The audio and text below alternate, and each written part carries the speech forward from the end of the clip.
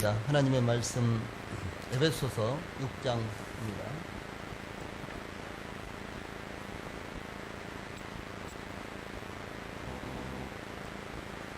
예, 하나님의 말씀 에베소서 6장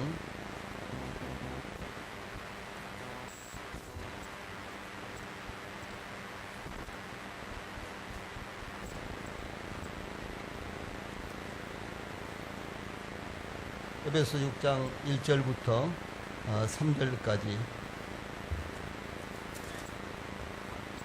먼저 제가 봉독을 해드리겠습니다. 자녀들아, 주 안에서 너희 부모에게 순종하라. 이것이 옳으니라. 내 아버지와 어머니를 공경하라.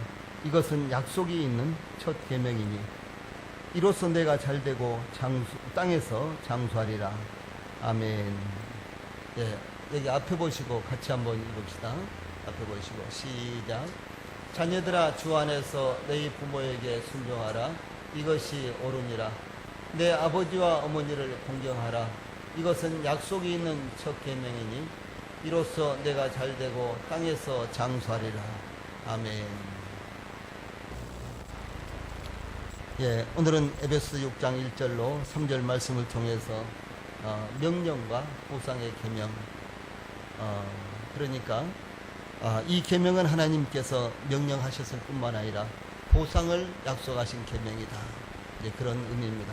이와 같은 부분에 대해서 오늘 말씀을 나누기를 원합니다. 예, 한국이나 중국 사람들은 까치를 길조로 여기는 반면에 까마귀를 흉조로 여깁니다. 그래서 까마귀를 본다든가 까마귀 울음소리를 듣는다든가 그러면은 아이고 재수없어 뭐 이렇게 흔히들 이야기를 하는 그런 사례들이 많습니다. 특히 아침에 까마귀가 울면은 아이가, 낮에 울면은 젊은이가, 오후에 울면은 늙은이가 죽을 이와 같은 징조로 받아들이고, 예, 한밤에 울면 살인이 날 징조라고 이렇게 여겼습니다. 예, 그러므로 저희들이 어렸을 때에는 혹시 까마귀들이 울면은 좋지 않은 일들이 일어날 것을 염려해서 돌멩이를 던져서 멀리 쫓아버리곤 했습니다. 저희들 담하고, 저희 집 담하고 딱 붙어있는 이와 같은 큰 소나무가 한 그루 있었는데, 그 소나무는 어렸을 때 저희들이 이렇게 해보면 한 3개, 4개 이렇게 됐어요. 그러니까 그 소나무가 얼마나 큽니까? 그래서 그 소나무 그늘이 우리 집 마당 일부도 이렇게 덮을 정도로 담에 딱 붙어있는 그런 이제 나무가 있었는데, 그 나무에 이 까마귀가 자주 와서 이렇게 울었어요. 그러면 저희 아버님이 되게 싫어하셨고요. 그래서 저희들은 돌멩이로 그 까마귀를 쫓아내느라고 이제 돌멩이질을 했던 그런 기억들이 있습니다. 그런데 중국 본초학에, 그러니까 이 본초학으로서는 무슨 말인 거는 그 약초를 이렇게 설명을 한 이와 같은 이제 학문, 그리고 그런 책을 말합니다. 이 분량이 가장 방대하고 내용이 충실한 약학저작이라고 평가받는 명나라 이 시진의 본초 강목에 의하면은 이 새끼가 어미를 먹여 살리는 데는 까마귀 말한 새도 없다고 이렇게 소개가 되어 있습니다. 그래서 이름을 자오, 그러니까 인자한 까마귀라고 이렇게 불렀고요. 까마귀의 대먹이는 음성에서, 그러니까 까마귀가 자란 다음에 부모를 공양하는 이제 이와 같은 습성에서 이 반포라는 말이 나왔고요. 이것을 지극한 효도로서 반포지어라는 이와 같은 말이 나왔습니다. 그러므로 까마귀를 효조, 효도하는 새라고 이렇게 불렀습니다. 즉 새끼가 크면 어미에게 먹이를 물어다 주는 것을 나타내는 것이 반포라는 말인데, 이렇게 반포의 효를 행하는 까마귀에게 인자다는 의미에서 소위 자오라고 이렇게 표현을 했습니다. 까마귀는 다 자란 후에 어미에게 60일 동안 먹이를 물어다 준다고 이렇게 통설로 전해져 내려오고 있습니다. 조선조 광해군 때의 문신 박장원이라는 이와 같은 분은 이 반포조라는 시를 썼는데, 그 시에는 다음과 같은 내용이 담겨져 있습니다. 자, 그 파란색 안에 들어있는 글 같이 한번 읽어봅시다. 시작. 연로한 어버이 진수성찬도 대접 못해 드리네. 미물도 사람을 감동시키련만 숲속의 까마귀 보면 눈물 흘리네. 그럼 감동이 됩니까?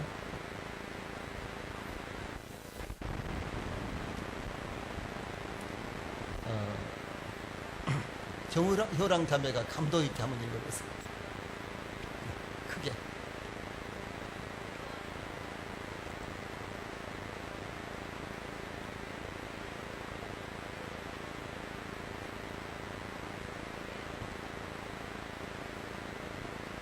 감동이 됩니까? 더 안 되는 것 같은데. 그래요. 연로한 어버이 진수성찬도 대접 못해 드리네. 미물도 사람을 감동시키련만 숲속의 까마귀 보면 눈물 흘리네. 이런 시예요. 그래서 이 사람은 자기가 너무너무 가난해서 부모님에게 진수성찬 한 상 해드리지 못하는 것을 늘 마음에 안타깝게 생각을 했어요. 그래서 이제 이 시를 써서 이 광해군에게 이렇게 드렸는데, 광해군이 참 기특하다. 참 이런 효자가 어디가 있느냐. 그래서 많은 상을 내려가지고 이 시인이 부모님에게 아주 그야말로 진수성찬을 해드렸다는 그와 같은 이야기가 내려오는데 바로 이 시입니다. 그래서 이 광해군에게 바친 이와 같은 시예요. 이와 같이 인류의 역사에는 이 부모에게 효도하는 이와 같은 것을 근본으로 여기는 교훈들과 이야기들이 많이 전해지고 있습니다. 이 핵가족 시대라고 여기는 오늘날은 핵가족 시대를 넘어서 혼술, 혼잡, 혼밥 무슨 말씀인지 알겠어요? 젊은이들은 금방 알겠죠. 이 혼술이라는 연속극인가요? 영화인가요? 이거 있었죠. 예, 이런 것이 있었습니다. 그런데 아마 어르신들은 이런 단어가 지금 뭐야 도대체 그럴 텐데 이런 말까지도 유행할 정도로 요즘은 핵가족 시대를 넘어서 혼자 사는 것, 그러니까 혼자 술을 마시는 것, 예, 혼자 이제 일을 하는 것, 그다음 혼자 밥을 먹는 것, 이것을 가리켜서 혼술, 혼잡, 혼밥 그래요. 그래서 이제 요즘은 이런 시대가 되었다는 것이죠. 예, 그러므로 부모를 섬길 여유가 없는 것이 아니라 아예 생각하기도 싫고 귀찮은 존재로 이렇게 변해가고 있는 것이 오늘날의 시대다라고 하는 것입니다. 이 가정의 달을 맞이해서 오늘은 부모에 대한 효도에 대해서 상고를 하겠습니다. 제일 먼저 이 본문 말씀을 통해서 효도는 순종의 명령이다라고 하는 사실입니다. 이 사도 바울은 자녀들아 주 안에서 너희 부모에게 순종하라 이것이 옳으니라 이렇게 전하고 있습니다.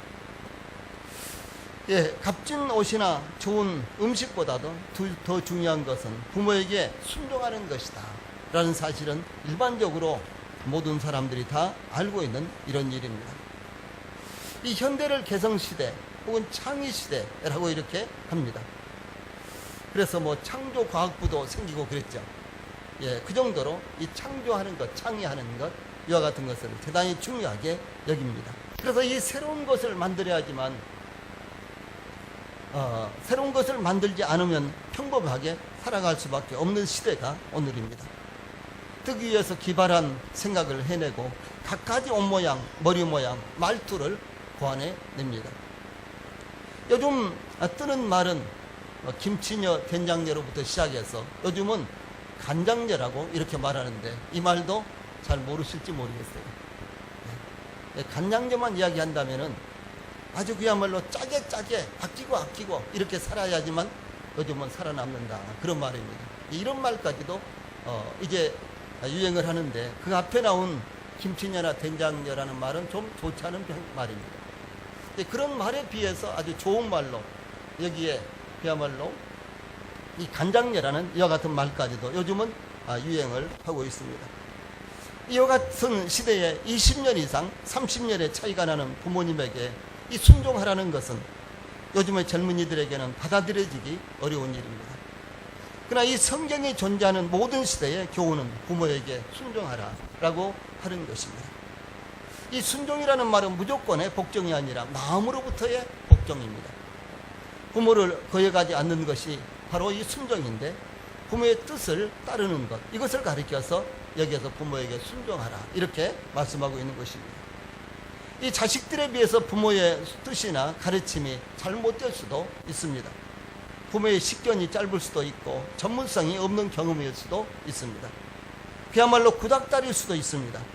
이미 자녀들이 경험한 일일 수도 있습니다. 그럴지라도 그 자리에서 자녀들은 부모님들을 무시하거나 다투려고 하지 말고 이 순종하는 채라도 해야 되는 것이 합당하다는 것입니다.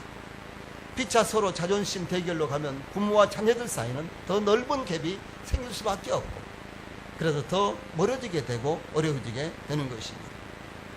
그런데 이제 부모에게 순종할 때 주 안에서의 순종을 가르치고 있습니다. 주 안에서라는 말에는 두 가지 의미가 있는데, 그 첫째는 부모님의 말씀을 자신의 생각으로 판단하지 말고 순종하라는 것입니다. 자녀들은 새로운 세대이기 때문에 오래된 것을 받아들이려고 하지 않습니다. 심지어 성경도 너무너무 오래된 책으로 생각합니다. 성경은 가장 오래된 책일 수도 있지만은 결함이 없는 책이요, 가장 이상적인 책으로서 불변하는 하나님의 말씀입니다. 휴대폰이 새로 출시가 되면 갤럭시 8이 출시가 됐죠. 그러면은 그야말로 장사진을 치고 줄을 섭니다. 심지어 미국에서는 아이폰이 새로운 것이 나오면은 한 이틀씩 와서 줄을 서 있고 이틀씩 줄을 서서 그것을 먼저 살려고 이렇게 한답니다. 그 정도로 새로운 것을 오늘날 원하고, 인터넷 상으로서 새로운 것이라 그러면 그야말로 불티가 날 정도로 그것을 다운받는다거나 돈을 주고 구매한다거나 이와 같은 현상들이 일어나고 있는 것입니다. 그래서 오래된 것, 이와 같은 것들은 별로 쓸모없는 것, 별로 의미 없는 것, 이런 인식이 차츰차츰 돼가고 있다는 사실이죠. 이 사도 바울은 각 사람은 위에 있는 권세에게 순종하라 라고 이렇게 말합니다. 그래서 이 권세는 하나님께로부터 나지 않음이 없나니, 권세는 하나님께로부터 나지 않음이 없나니 모든 권세는 다 하나님의 정하신 바라 라고 이렇게 가르쳤습니다. 국가가 우상 숭배를 명령한다고 복종할 수 있습니까? 또 다니엘의 세 친구들은 순종하지 않았습니다. 악한 권력이 이 죄악을 요구할 때 순종할 수 있습니까? 다니엘은 순종하지 않았습니다. 그러므로 주 안에서라는 이와 같은 말씀은 가장 우선권을 하나님의 말씀에 가르침에 두라라고 하는 것입니다. 하나님의 말씀의 가르침을 외면하고 그 어떤 다른 교훈을 받아들여서는 안 된다는 것입니다. 그러므로 주 안에서라는 말씀은 하나님 말씀 안에서 순종하라고 하는 것입니다. 그것이 옳은 것입니다. 즉 부모에 대한 자녀들의 순종은 동서고금을 막론하고 인륜으로 받아들여지며, 더 나아가 그리스도에 대한 충성과 부모에 대한 순종은 그리스도인 자녀에게 있어서 마땅한 일이다 라고 이렇게 가르쳐주고 있습니다. 그러므로 사랑하는 우리 교회의 모든 성도들께서는 주 안에서 부모님들에게 순종하시기를 바랍니다. 두 번째로 이 효도는 공경의 명령입니다. 1절에서 순종하라, 2절에서는 공경하라 이렇게 말씀하고 있는데, 이 사전적인 의미로서는 순종이란 말은 다른 사람, 특히 윗사람의 말이나 의견 등에 순순히 따르는 것, 이것을 말하고요. 이 공경이란 말은 남을 대할 때 몸가짐을 조심스럽게 하고 받들어 모시는 것, 이런 의미입니다. 그래서 내 아버지와 어머니를 공경하라 라는 말씀은 다만 순종할 뿐만 아니라 몸가짐을 바르게 하여 그 마음으로 받들어 모셔라, 이런 의미가 되는 것입니다. 오늘날 부모가 자식들을 조심하는 시대가 되었습니다. 그런데 부모를 공경하는 것이 어떤 것인지 다음과 같은 예화가 있습니다. 옛날 이스라엘에 이 다마라는 곳에 유대인이 아닌 사람이 살고 있었습니다. 이스라엘이니까 당연히 유대인이 살고 있어야 되죠. 그런데 유대인이 아닌 다른 사람이 살고 있었습니다. 그런데 그는 금화 3,000개의 값이 나가는 다이아몬드 1개를 가지고 있었는데, 어느 날 랍비가 이 사원을 꾸미는 데 쓰려고 금화 3,000개를 가지고 그의 집으로 찾아와서 다이아몬드를 사려고 했습니다. 그때 그 사람의 부친이 다이아몬드를 넣어둔 금고의 열쇠를 베개 밑에 넣고 낮잠을 자고 있었습니다. 난처해진 아들은 낮잠을 주무시는 아버지를 깨울 수 없으니 다이아몬드를 팔지 못하겠다라고 이렇게 말했습니다. 그만큼 막대한 돈벌이가 되는데도 낮잠을 주무시는 아버지를 깨우지 않으려는 이것은 그야말로 대단한 효도라고 감탄하여 랍비는 많은 사람들에게 그 이야기를 널리 전했다는 이와 같은 이야기가 내려오고 있습니다. 스페인의 속담에는 한 아버지는 10명의 아들을 기르지만 10명의 아들은 한 아버지를 공양하지 못한다, 이런 말이 있습니다. 맞습니까? 예, 그렇습니다. 그래서 부모를 공경하는 것을 가리켜서 이것은 약속이 있는 첫 계명이니라고 이렇게 함으로 이 부모를 공경하는 것이 가장 합당하다는 이와 같은 말씀입니다. 이 말씀에는 다양한 의미가 담겨져 있습니다. 첫째, 이것은 약속이 있는 첫 계명이니 이 말씀에는 첫째, 10계명은 10가지의 계명으로서 이제 부돌판에 기록되어 있는데 이 돌판에도 5개, 이 돌판에도 이렇게 5가지 이렇게 되어 있는데 그 첫 번째 돌판에 부모를 공경하라는 이 계명이 기록되어 있다. 이제 그런 의미로 첫 번째 계명이라 이렇게 불려지기도 합니다. 두 번째는 인간 상호 간의 관계를 나타내는 6가지 계명 중에 제일 첫 번째 계명이다. 그러니까 10계명의 10가지 가운데 4가지의 계명은 하나님 앞에서 어떻게 할 것인가, 그 다음에 6가지는 사람들 대인 관계에서 어떻게 할 것인가, 이렇게 내용이 기록되어 있습니다. 그런데 이 두 번째 인간 관계 가운데 제일 첫 번째가 내 부모를 공경하라, 이제 이런 계명이거든요. 그래서 첫 번째 계명이다, 첫 계명이다, 이렇게 부른다고도 합니다. 세 번째로는 계명 중에서 가장 어렵고도 중요한 것이 바로 내 부모를 공경하라라고 하는 계명이라고 이렇게 받고 있습니다. 그만큼 부모를 공경하는 것은 정말로 어려운 일이다라고 이렇게 말씀을 하고 있는 것입니다. 네 번째로는 10계명에서 이 보상이 담겨져 있는 유일한 계명이기 때문에 첫 계명이다, 이렇게도 부른다고 하는 것입니다. 하나님께서 10계명을 주실 때 제일 첫 번째가 나 외에 다른 신들을 내게 두지 말지니라, 이렇게 기록하고 있고, 두 번째로는 너는 자기를 위하여 새긴 우상을 만들지 말고 이로 하늘에 있는 것이나 아래로 땅에 있는 것이나 땅 및 물속에 있는 것에 어떤 형상도 만들지 말며 그것들에게 절하지 말며 그것들을 섬기지 말라. 이것이 두 번째 계명입니다. 예, 그런데 오늘날은 로마 가톨릭 천주교뿐만 아니라 개신교에도 많은 우상들이 들어오고 있습니다. 실제로 개신교의 수양관이라든가 기도원 같은 데 가보면 각가지 우상들을 놓고 그 앞에서 기도하도록 이렇게 만들어 놓은 데가 굉장히 많습니다. 실제로 이제 이 시내에 있는 예배당, 시내에 있는 이 교회에서는 우상을 만들어 놓고 그 앞에서 기도하고 이런 것은 없습니다만은 기도원이라든가 수양관 같은 데 가면은 그야말로 아주 유명한 기도원이나 수양관에 가면요, 그런 것들이 아주 많이 장식이 되어 있고 엄청난 돈을 들여서 그런 우상들을 만들어 놓고 그 앞에서 기도하도록 이렇게 했습니다. 그래서 우리 기독교까지도 개신교까지도 점점 우상 숭배에 이와 같은 종교로 전락을 하고 있는 것이 현실이라는 것을 오늘날 분명하게 보여주고 있습니다. 그런데 이제 여기 신명기 5장 9절로 10절 말씀에는 제일 아래에 있는 말씀 같이 한번 읽어봅시다. 시작. 나 내 하나님 여호와는 질투하는 하나님인즉 나를 미워하는 자의 죄를 갚되 아버지로부터 아들에게로 3, 4대까지 이르게 하거니와 나를 사랑하고 내 계명을 지키는 자에게는 1000대까지 은혜를 베푸느니라. 이렇게 기록되어 있습니다.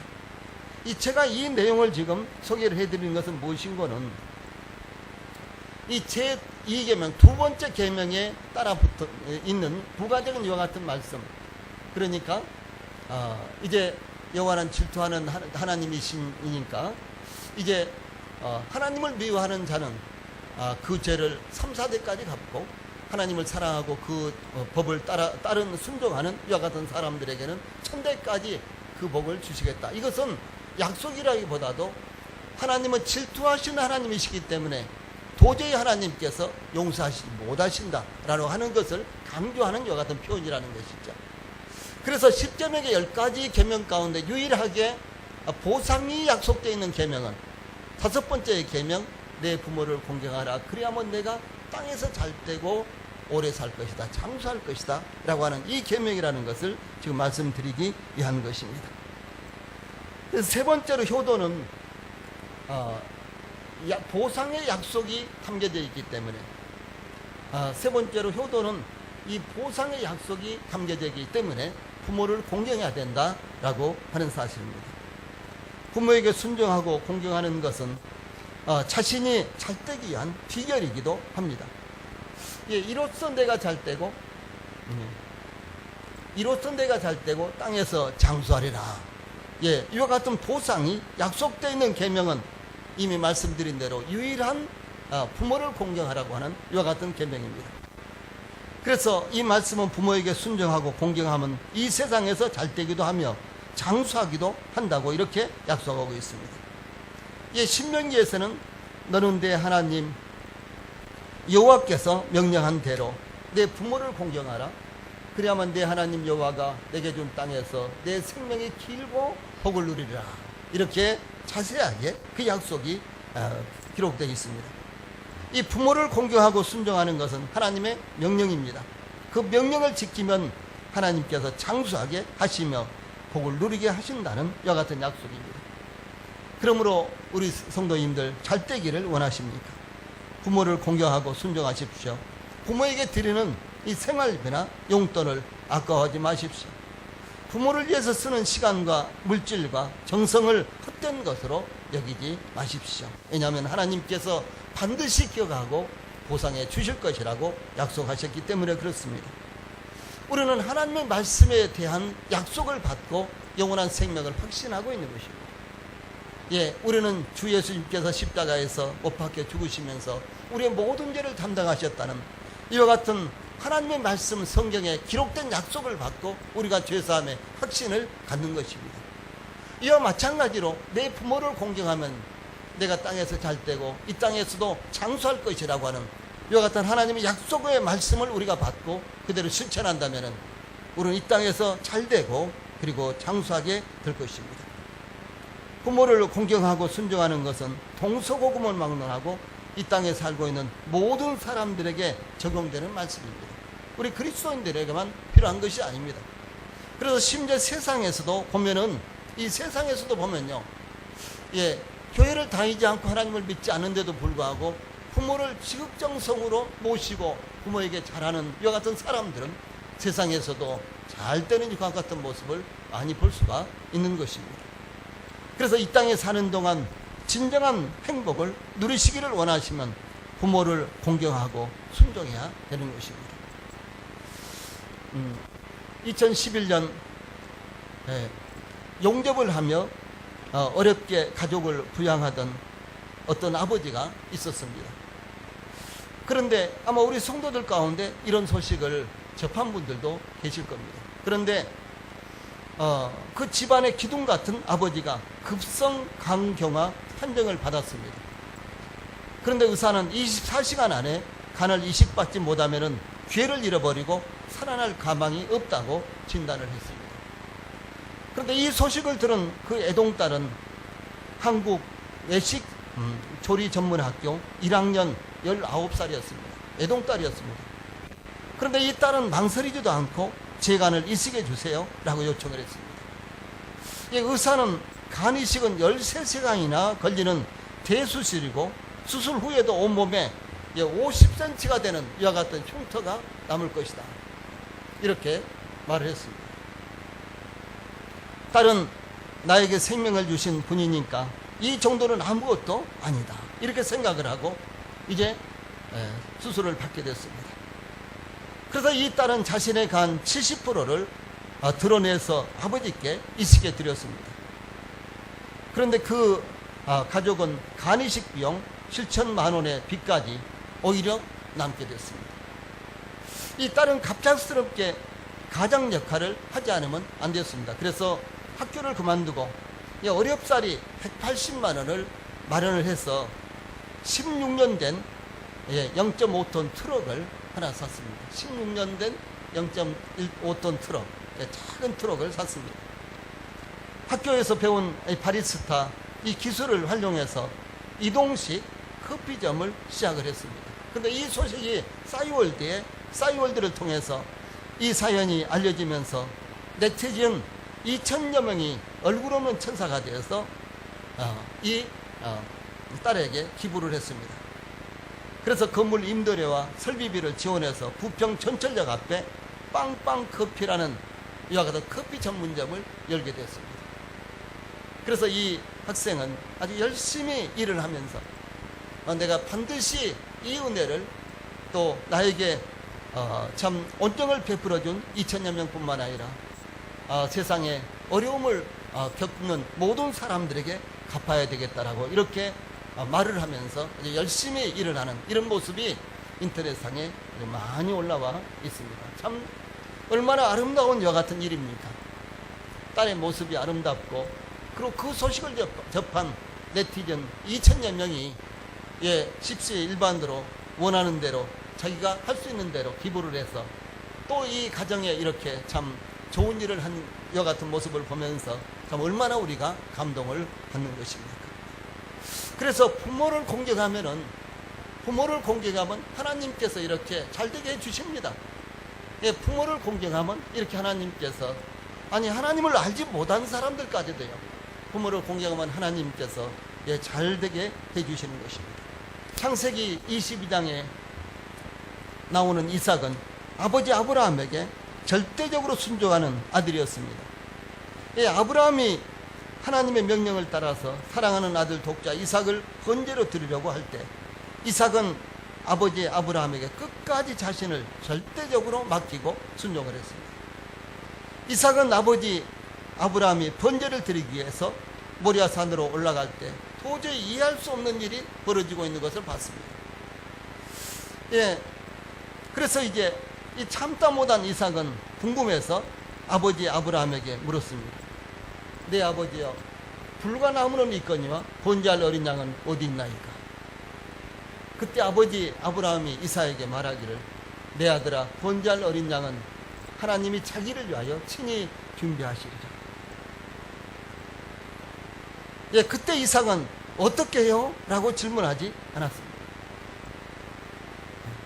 그때 이삭은 아무 대답 없이 아버지가 그렇게 말씀하셨기 때문에 그것을 믿고 따라갔습니다. 오늘날은 그렇게 질문하는 아이들이 머리 좋고 창의력이 좋다고 말하죠. 그러나 이삭은 더 이상 질문하지 않았습니다. 오늘 교회 소식 마지막 페이지에 그 내용을 제가 좀 더 풀어서 써놨습니다. 여러분들이 다 읽어보시기 바랍니다. 이삭은 믿음의 조상들 가운데 가장 평안하고도 안전한 삶을 그의 생애에 부과를 했습니다. 아브라함, 그 다음에 이삭, 야곱으로 이어지는 이 믿음의 조상들, 그 중에서 이삭은 가장 평안하고도 아주 평안하고도 안전한 이와 같은 생애를 보낸 것을 볼 수가 있는 것입니다. 이 사사시대 모압자인 룻은 이방인과 결혼을 했으나 남편과 사별하고 과부가 되었는데 이 과부인 시어머니를 따라서 고향을 등지고 가나안에 와서 이삭을 주어서 시어머니를 공개하시면서도 전혀 불평하지 않는 그런 여인이었습니다. 시어머니가 과부가 되어버렸으니까 얼마나 참으로 연약합니까? 또 시어머니도 얼마나 힘이 없게 됐습니까? 자기도 과부요, 시어머니도 과부요. 그 집안에 딱 두 사람만 남은 거예요.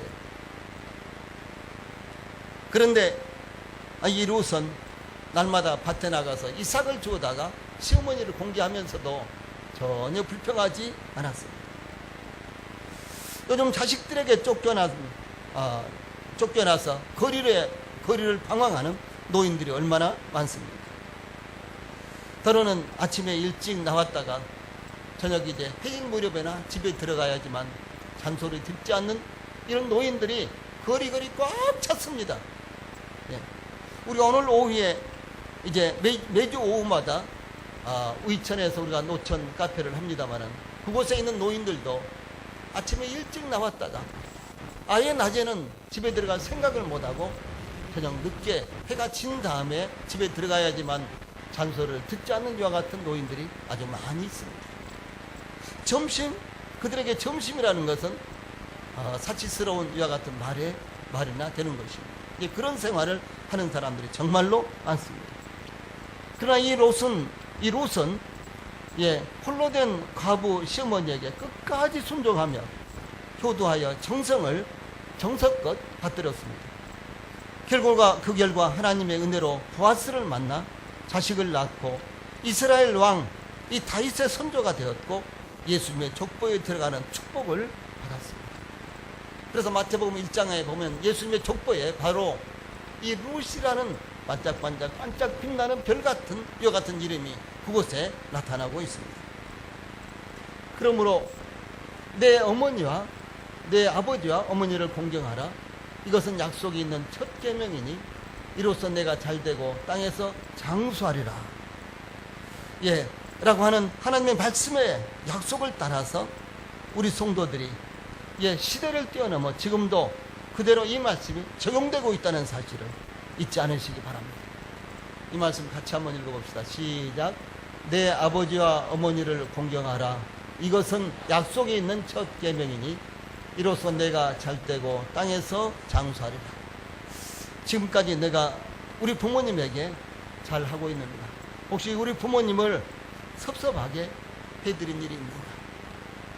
우리 부모님은 배우지도 못했어. 우리 부모님은 아는 것도 없어. 그래서 내가 혹시 부모님을 무시하고 있는가? 혹시 내가 부모님의 고집을 꺾고 내 고집대로 무슨 일을 했는가? 이런 일들이 혹시 기억난다면 사랑하는 우리 성도들이 하나님 앞에서 회개하십시오. 그리고 비록 부모님들이 우리 젊은이들보다 더 못하고 또 우리 성도들보다 더 못하고 더 못 배우고 당연히 못 배웠죠. 그 시대는 많이 배운다는 것은 정말 상상하기 어려운 일입니다.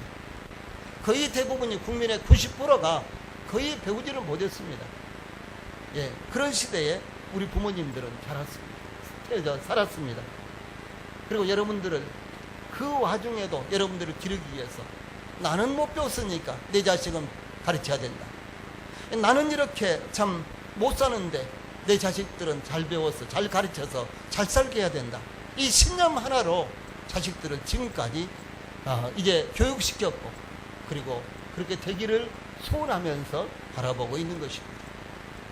그러므로 부모님들이 혹 이제 이 합당치 못한 이와 같은 말을 할지라도 혹시 부모님들이 여러분들의 상식으로 봐도 말이 안 되는 그런 이야기를 한다고 할지라도 부모님들 무시하지 마시고 우리 부모님들의 시대는 그밖에 안 됐어요.